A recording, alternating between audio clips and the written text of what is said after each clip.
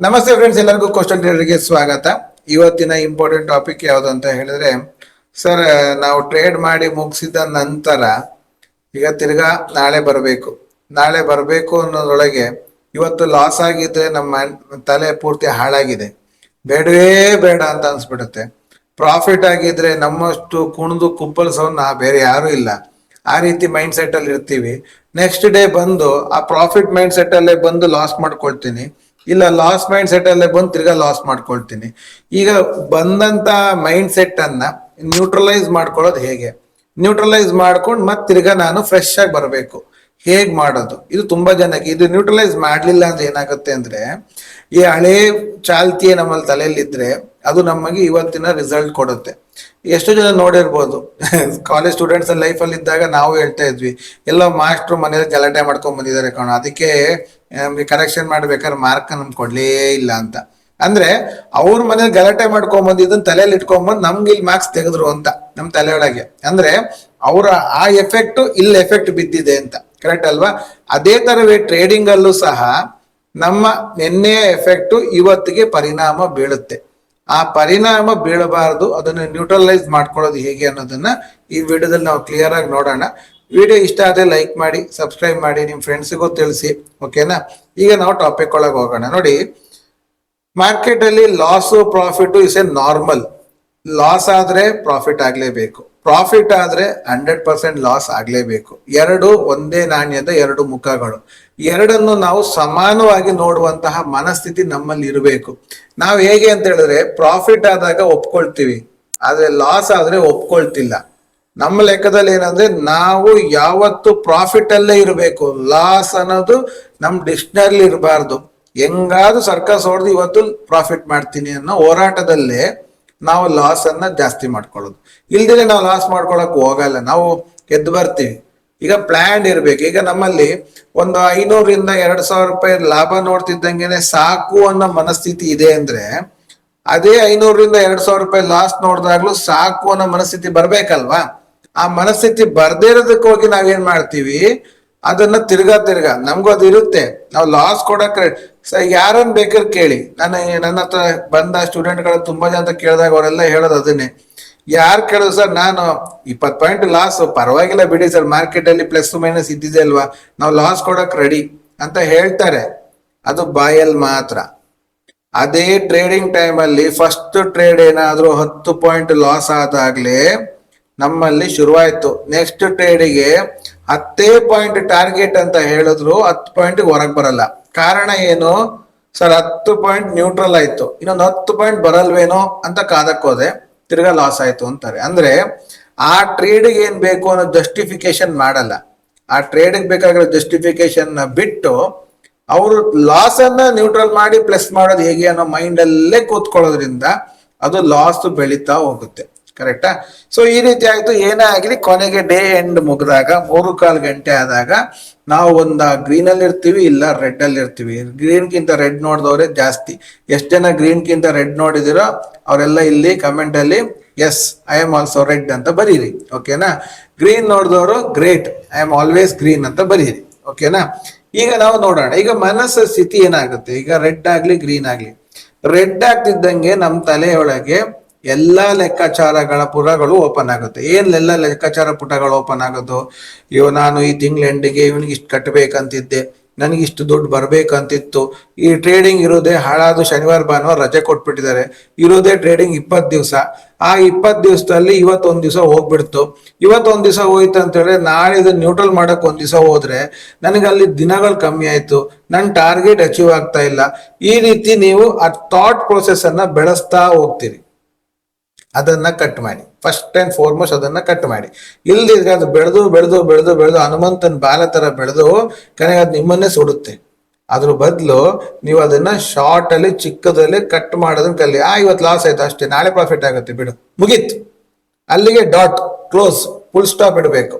ಬೆಳ್ಸಕ್ ಹೋಗ್ಬಾರ್ದು. ನಾವು ಬೆಳೆಸ್ತೀವಿ, ಅದಕ್ಕೆ ಉಪ್ಪು ಹುಳಿ ಖಾರ ಎಲ್ಲ ಹಾಕಿ ಬೆಳೆದಿ. ಅಲ್ಲ ಕಣೋ, ಇವತ್ತೇ 3,000 ರೂಪಾಯಿ ಲಾಸ್ ಮಾಡ್ಕೊಂಡಿದ್ದಿಲ್ಲ, ದಿನ ಹಿಂಗೆ 3,000 ಲಾಸ್ ಮಾಡ್ಕೊಂಡ್ರೆ 20 ದಿವಸಕ್ಕೆ 60,000 ಹೋಗ್ಬಿಡುತ್ತೆ.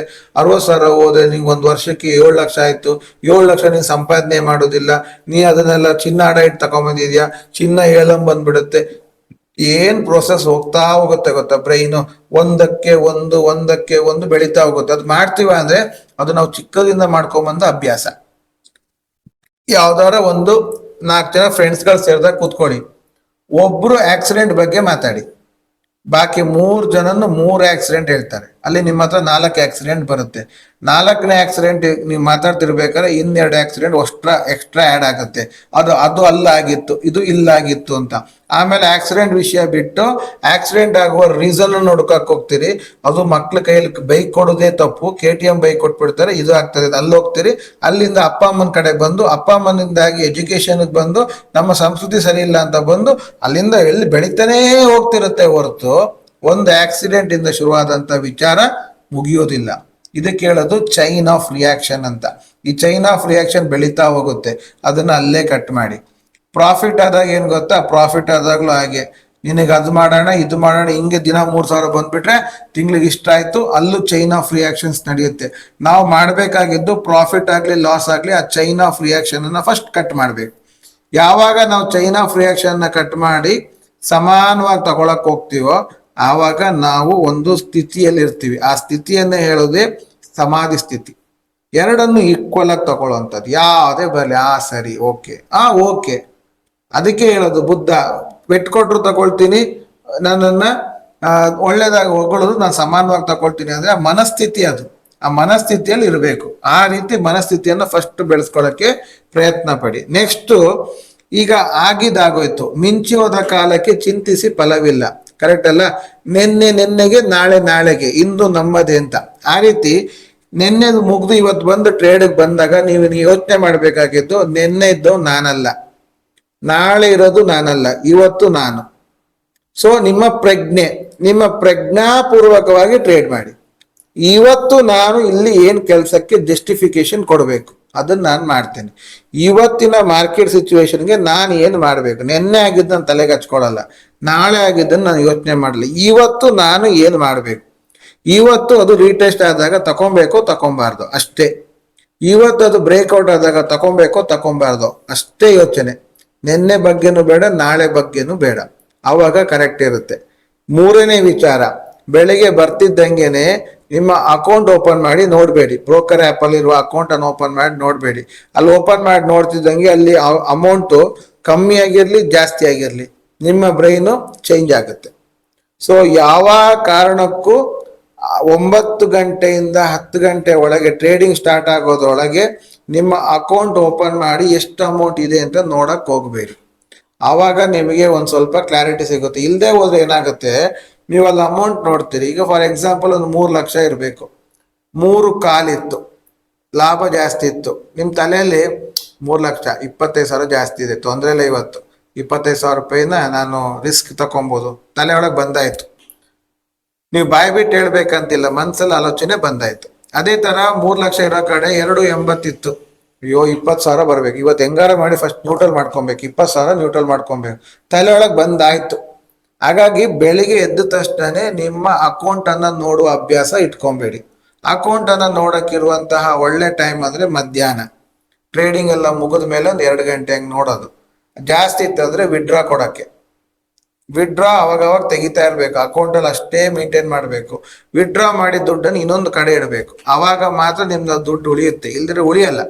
ಸೊ ಇದೆಲ್ಲ ಎಕ್ಸಸೈಸ್ಗಳು ಮಾಡಿದ್ರೆ ನೀವು ಪ್ರಾಫಿಟ್ ಬರಲಿ ಲಾಸ್ ಬರಲಿ ಏನೇ ಬರಲಿ ಸಮಾನವಾಗಿದ್ದು ಬೆಳಿಗ್ಗೆದ್ದು ಫ್ರೆಶ್ ಆಗ್ತೀರಿ. ನೀವು ಅದು ಬಿಟ್ಟು ಏನ್ ಮಾಡ್ತೀರಿ ಗೊತ್ತಾ, ಮತ್ತೆ ಲಾಸ್ ಆದಾಗ ನೀವು ನೋಡ್ಬೇಕಾಗಿದ್ದು ನಾನು ಯಾವ ತಪ್ಪು ಮಾಡಿ ಲಾಸ್ ಮಾಡಿದೆ ಅಂತ ತಿಳ್ಕೊಬೇಕು. ನಾನು ಆಕ್ಚುಲಿ ಅಲ್ಲಿ ರೀಟೆಸ್ಟ್ ಕಾಯ್ಬೇಕಿತ್ತು, ನಾನು ರೀಟೆಸ್ಟ್ ಕಾಯ್ದೇನೆ ಅರ್ಜೆಂಟ್ ಮಾಡಿ ತಕೊಂಡು ಲಾಸ್ ಮಾಡ್ಕೊಂಡೆ. ನಾನು ಇವತ್ತು ತಪ್ಪು ಮಾಡಿದ್ದೀನಿ ಅಂತ ನಿಮ್ಗೆ ಅನ್ಸಿದ್ರೆ, ನಿಮ್ಮ ಮನಸ್ಸಿಗೆ, ಇನ್ನೊಬ್ಬ ಹೇಳಿ ಅಲ್ಲ, ನಿಮ್ಮ ಮನಸ್ಸಿಗೆ ಅನ್ಸಿದ್ರೆ ಆವತ್ತು ನೀವು ಅದಕ್ಕೆ ಶಿಕ್ಷೆಯನ್ನು ಅನುಭವಿಸ್ಬೇಕು. ಏನು, ಅವತ್ತೊಂದ ಊಟವನ್ನ ಕಮ್ಮಿ ಮಾಡಬೇಕು, ಇಲ್ಲ ವಾಕಿಂಗ್ ಮಾಡಬೇಕು, ಇಲ್ಲ ಏನೋ ಒಂದು ಶಿಕ್ಷೆ, ರಾತ್ರಿ ಪೂರ್ತಿ ನಿದ್ದೆ ಮಾಡದೆ ಕೂತ್ಕೊಳ್ತೀನಿ, ಮೊಬೈಲ್ ನೋಡ್ತಾ ಇಲ್ಲ, ಈ ಮೊಬೈಲ್ ಯೂಸ್ ಮಾಡದೆ ಕೂರ್ತೀನಿ, ಈ ರೀತಿ ಎಲ್ಲ ಏನಾದ್ರು ಒಂದು ಪನಿಷ್ಮೆಂಟ್ ತಗೊಂಡ್ರೆ ದೇಹ ದಂಡನೆಯಿಂದ ಮನಸ್ಸಿಗೆ ಬುದ್ಧಿ ಹೋಗುತ್ತೆ. ಹಿಂಗ್ ಮಾಡ್ಬಾರ್ದು, ಹಿಂಗ್ ಮಾಡಿ ಹಿಂಗ್ ಶಿಕ್ಷೆ ಕೊಡುತ್ತೆ ದೇಹಕ್ಕೆ ಅಂತ. ಆವಾಗ ನಿಮ್ಗೆ ಅಟ್ಲೀಸ್ಟ್ ಕಂಟ್ರೋಲ್ ಬರುತ್ತೆ, ಕರೆಕ್ಟ್ ಅಲ್ವಾ? ನೀವೇನ್ ಮಾಡ್ತೀರಿ ಗೊತ್ತಾ, ಲಾಸ್ ಆದಾಗ ಎಣ್ಣೆ ಪಾರ್ಟಿ ಮಾಡ್ತೀರಿ, ಅಯ್ಯೋ ತುಂಬಾ ಬೇಜಾರ್ಲಿದ್ದೀನಿ ಮಗ ಅಂತೇಳಿ ಎಣ್ಣೆ ಹೊಡಿಯೋದು. ಎಣ್ಣೆ ಹೊಡೆದಾಗ ದೇಹಕ್ಕೆ ಎಣ್ಣೆ ಖುಷಿ ಕೊಡುತ್ತೆ, ನಶೆ. ಖುಷಿ ಕೊಡುತ್ತೆ. ಅವಾಗ ಏನಾಗುತ್ತೆ ಹೇಳಿ, ಇವನಿಗೆ ಡೈಲಿ ಲಾಸ್ ಮಾಡಿಸು, ಡೈಲಿ ಎಣ್ಣೆ ಹೊಡಿತಾನೆ. ಇವನಿಗೆ ಪ್ರಾಫಿಟ್ ಮಾಡಿಸ್ಬೇಡ, ಪ್ರಾಫಿಟ್ ಮಾಡಿಸಿ ಎಣ್ಣೆನೇ ಹೊಡಿಯಲ್ಲ ಅವನು.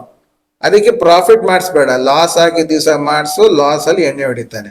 ಇದೇ ಮೈಂಡ್ ಸೆಟ್ ಅನ್ನ ನೀವು ಕೊಡ್ತಾ ಇದ್ದೀರಿ, ಮೆಸೇಜಸ್ ಅನ್ನ ಕೊಡ್ತಾ ಇದ್ದೀರಿ ಮನಸ್ಸಿಗೆ. ಅದರಿಂದ ಏನಾಗುತ್ತೆ, ಲಾಸ್ ಆದಾಗೆಲ್ಲ ಎಣ್ಣೆ ಹೊಡೆದು ನೀವು ಅದಕ್ಕೆ ಇನ್ನೂ ಲಾಸ್ ಮಾಡು ಅಂತ ಹೇಳ್ಕೊಡ್ತಾ ಇದ್ದೀರಿ. ಅದನ್ನ ಮಾಡಬೇಡಿ. ಅವತ್ತು ಪನಿಷ್ಮೆಂಟ್ ತಗೊಳ್ಳಿ. ಅದನ್ನ ಪನಿಷ್ಮೆಂಟ್ ಪಾಸಿಟಿವ್ ಪನಿಷ್ಮೆಂಟ್ ಆಗಿರ್ಬೇಕು. ಲೈಕ್ ವಾಕಿಂಗ್, 3 ಕಿಲೋಮೀಟರ್ ನಡೀತೀನಿ, ಅವಾಗ ಏನಾಯ್ತು, ದೇಹಕ್ಕೂ ಒಳ್ಳೇದಾಯ್ತು, ಅಟ್ಲೀಸ್ಟ್ ಆ ಪನಿಷ್ಮೆಂಟ್ ತಕೊಂಡಂಗೂ ಆಯ್ತು. ಕರೆಕ್ಟ್ ಅಲ್ವಾ?